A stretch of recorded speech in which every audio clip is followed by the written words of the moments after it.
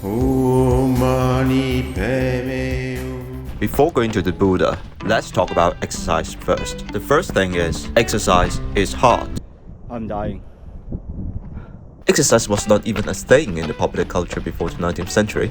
It was a necessity. But now that many of us do not need to exercise to earn a living, and evolution works in terms of tens of thousands of years, but not tens of years as human innovation does, exercise has become a thing, and a big thing.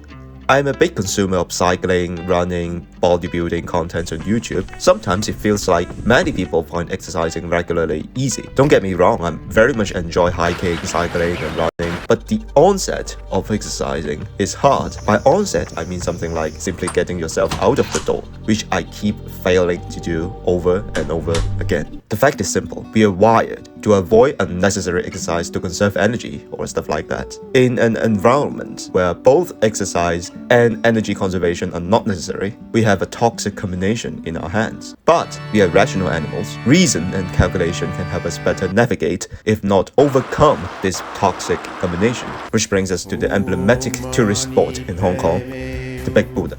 One thing that annoys me the most is that traveling to and from the Big Buddha is not fast. Most commonly, you first go to Dong Zhong and then take the cable car or the bus. The cable car is expensive. Single trip, 160 Hong Kong dollars, round trip, 235. And you basically get the same experience twice if you get the round trip. That is why it's cheaper on average than a single trip. You simply get less from the return ride. Or you can take the bus. It's much cheaper, around 34 Hong Kong dollars per trip, but it takes much longer, around 50 minutes, twice as long as the cable car, as the bus basically has to go on a detour along the southern side of the Lantau Island before going up between two big mountains on Lantau, back to Dong Zhong. And again, the return trip is on exactly the same route, so as a tourist, you hardly get anything new from it. But there is another option. You can hike back down to Dong Zhong and get a completely different experience. It's around 7 kilometers from Dong Zhong, mostly downhill, and after the first 5k, you are basically walking on the street back to Dong Zhong Center.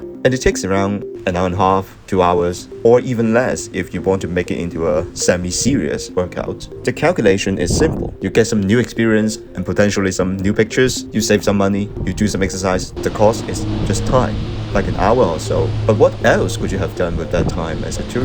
As someone who runs on trails, sometimes I end up in a similar situation at the same place, Hong Peng, where the Big Buddha is located. After a 20-something kilometer run with perhaps over 2,000 meters of climb, the bus there looks tempting. But if you do a small calculation in your mind, you will see that going mostly downhill for another several kilometers is the better option.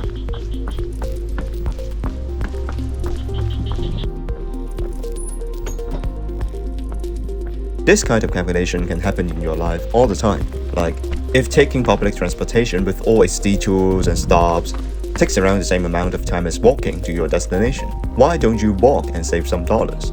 If you can run home from work almost as quickly as taking the bus, plus the necessary walking involved, why don't you get a suitable backpack and prepare for running home after work instead? You can always get a shower back home anyway. Now, on most days, I have everything ready at work to run home with. At first, I was just trying to avoid the occasional traffic jam and potentially save some time on an easy run from somewhere else on my day. But now, I can actually do a 10k tempo run after work and be happy about it. So this kind of small calculations forms a self-reinforcing virtuous cycle. You always feel like you've gained something if you follow through with your calculation. And next time, it will become marginally easier.